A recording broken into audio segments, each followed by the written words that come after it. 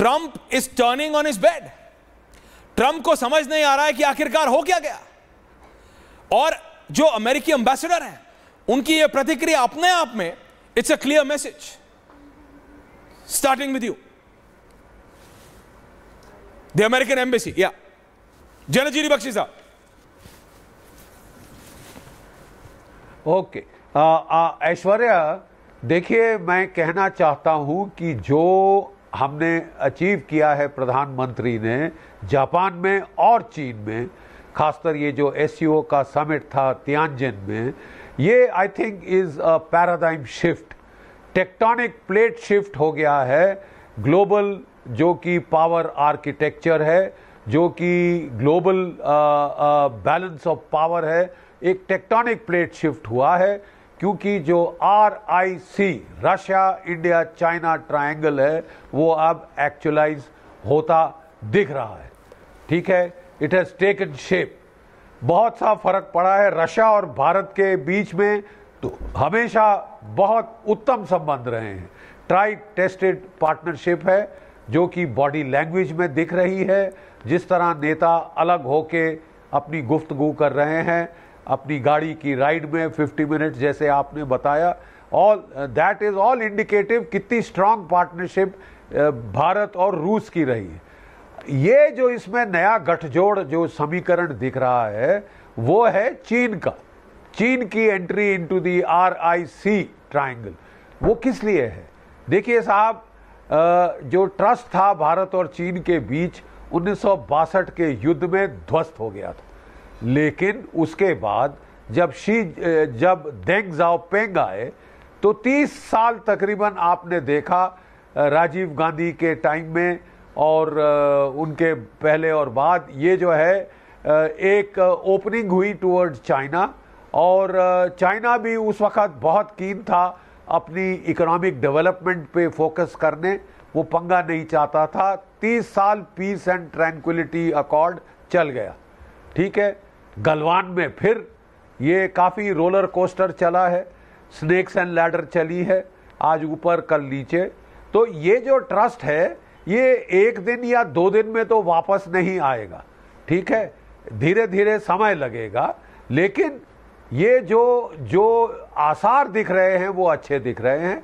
खासकर याद करिए कि जब राजनाथ सिंह जी गए थे पिछले समिट में SCO के, तो वहां चीन ने पाकिस्तान के साथ मिलकर पहलगाम का मेंशन नहीं होने दिया था, और बड़ी खुशी से पाकिस्तान कह रहा था कि हमने हटवा दिया और बलूचिस्तान का मेंशन डलवाया था। ठीक है, आज का फर्क देख लीजिए। क्यों ये फर्क आया है? क्योंकि चीन ने देखा कि साहब मैंने 90 अरब डॉलर तो इसको कर्जा दिया है, मैंने अरबों डॉलर बेल्ट रोड इनिशिएटिव में लगाए हैं, मैंने तीनों जो सशस्त्र सेनाएं हैं पाकिस्तान की 80% हथियार मेरे हैं, और ये आसिम मुनीर एक छलांग में जाके डोनाल्ड ट्रंप की गोद में बैठ गया, कह रहा है कि साहब मैंने तो डोनाल्ड ट्रंप के परिवार को बिटकॉइन से खरीद लिया है फटीचर मुल्क ने, हाँ, जो 2 रोज की रोटी अपने लोगों को नहीं दे सकता। इसका दोगलापन चीन को भी दिख गया है। तभी आपने देखा शहबाज शरीफ बेचारे को किस तरह आइस पे लगाया हुआ था, उसको बर्फ पे लगाया हुआ है। लेकिन इस समय जनरल साहब मैं आ रहा हूं, there is a breaking news coming in. Donald Trump है general Dayal and general Bakshi, वो मानने को तैयार नहीं है। ट्रंप की प्रतिक्रिया आई है कि बहुत कम लोग ऐसे, और मैं हिंदी ट्रांसलेट कर रहा हूं उनके ट्वीट को, what few people understand is that we do very, जो बहुत कम लोग समझते हैं वो ये कि अमेरिका भारत के साथ बहुत कम बिजनेस करता है, लेकिन भारत अमेरिका के साथ वो फिर बिजनेस का दबाव, बिजनेस। वो राजनेता हैं कि बिजनेसमैन, मैं अभी तक समझ नहीं पा रहा हूं, वो ट्रंप टावर से ऊपर उठ नहीं पा रहे। वो कह रहे हैं कि अमेरिका भारत के साथ बहुत कम बिजनेस करता है, लेकिन भारत अमेरिका के साथ बहुत ज्यादा, और अगर मैं अलग शब्दों में कहूं, इन अदर वर्ड्स, तो हम उनसे सबसे ज्यादा बिजनेस करते हैं। लेकिन अनटिल नाउ, अभी तक ये एक तरफा रिलेशन चल रहा था, ये एक तरफा प्यार की तरह था, हम उनको बहुत कुछ अलाउ कर रहे थे, और ये पिछले कई सालों से नहीं, पिछले कई दशकों से चल रहा था। ये डोनाल्ड ट्रंप कह रहे हैं दर्शकों, and I am translating live. और इसका कारण और इसकी वजह से भारत ने हमको अभी तक बहुत हाई टैरिफ चार्ज किए हैं, जो कि वो किसी और देश को नहीं करता। लेकिन अब बस, अब ये एक तरफा डिजास्टर डिजास्टर शब्द का इस्तेमाल किया है, बंद होगा। इंडिया सब कुछ या ज्यादातर तेल या मिलिट्री प्रोडक्ट्स रूस से खरीदता है और बहुत कम अमेरिका से। देखो उसकी व्यथा, उसका दुख निकल रहा है। General Dayal and general Bakshi with me with this BBG. General Dayal, Donald Trump कह रहे हैं कि तेल और आर्म्स वो दोनों रूस से खरीदता है भारत, और फिर अमेरिका से नहीं। There have been offered to cut their tariffs to nothing, but it's getting late.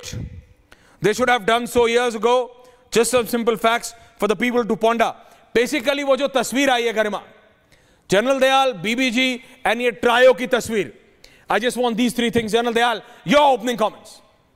देखिए ऐश्वर्या, दो टेक अवे हैं इस एससीओ से भारत के लिए, और मैं जो सेकंड टेक अवे है, मोस्ट इंपॉर्टेंट जो टेक अवे है, मैं उस पर आता हूं, और उसी का रिएक्शन ये ट्रंप साहब दे रहे हैं।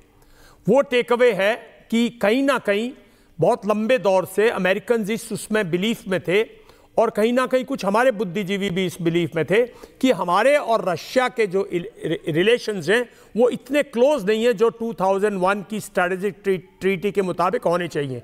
कुछ डील थी दोनों साइड से, बिकॉज भारत जो है रशिया और यूक्रेन की वॉर में एक बहुत ही अच्छा रोल ट्राई कर रहा था प्ले करने का, पीस लाने का या इक्वलिटी का, जो कि काफ़ी बुद्धिजीवियों को रशिया में भी मंजूर नहीं था। लेकिन इस तस्वीर ने, ये जो तस्वीर है प्रेसिडेंट पुतिन की, और मैं तो सरप्राइज हूं कि प्रेसिडेंट पुतिन चला क्यों नहीं रहे, वो तो खुद चला भी सकते हैं। मतलब वो तो फिर दुनिया में मतलब एक अलग ही मिसाल हो जाती, बट स्टेट्समैन है।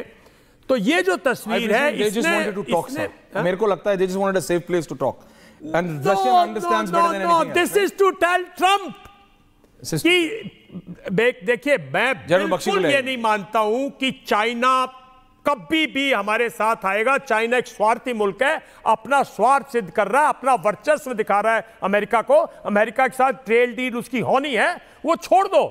अरे इंडिया और रशिया का दोबारा से मजबूत आना, भारत और रशिया का एक तरह से गठबंधन अगर मजबूत हो जाता है तो अमेरिका को उससे चिल जाती है। बिकॉज चाइना ने कभी अमेरिका को आंखें नहीं दिखाई है, आंखें दिखाता है रशिया।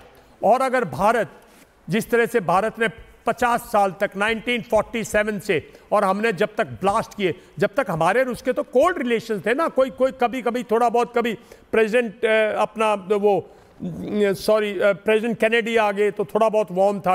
हमारे और अमेरिका के रिलेशंस ऑलमोस्ट 2002 तक बहुत कम उनमें वार्म थी। ये 2002 से 25 के 23 साल की परिश्रम था, जो कि कहीं ना कहीं पिछले 2 महीने के अंदर जो बर्फ में जाके लग गया। तो मेरा मानना यह है, ये सेकंड टेक वे जो है ये उसको ज्यादा हर्ट कर रहा है। लेकिन सबसे इंपॉर्टेंट एक और इंपॉर्टेंट चीज है, जो फर्स्ट टेक वे, जो भारत की ऑफिशियल स्टेटमेंट है, जो सिक्योरिटी की बात करती है, जो इस एरिया में कॉपरेशन कनेक्टिविटी की बात करती है और अपॉर्चुनिटी की बात करती है। देखिए, कनेक्टिविटी पूरे यूरोप में, आप कहीं से चले जाओ साहब, आप रशिया के मॉस्को से चलो और आप एक ट्रक में जाके पूरे यूरोप के अंदर कहीं भी पाइपलाइन ले जाओ, कहीं भी सड़क पे चले जाओ, सामान ले जाओ, उनको सी इस्तेमाल करने की जरूरत ही नहीं पड़ती। हमारे यहाँ मॉस्को से सामान आने में, रशिया से सामान आने में 60 दिन लग जाते हैं पूरे। हमारी यही देख लो ना, तो हमारी जो कनेक्टिविटी है वो बहुत जरूरी है। और हमारी सिक्योरिटी और हमारी सिक्योरिटी, क्योंकि हमारा एरिया जो यूरेशियन है, एशिया में मैक्सिमम टेररिज्म, मैक्सिमम डिस्टेबलाइजेशन हुई है पिछले 30-35 साल में, तो वहां की जो सिक्योरिटी है वो टेररिज्म से इफेक्टेड है।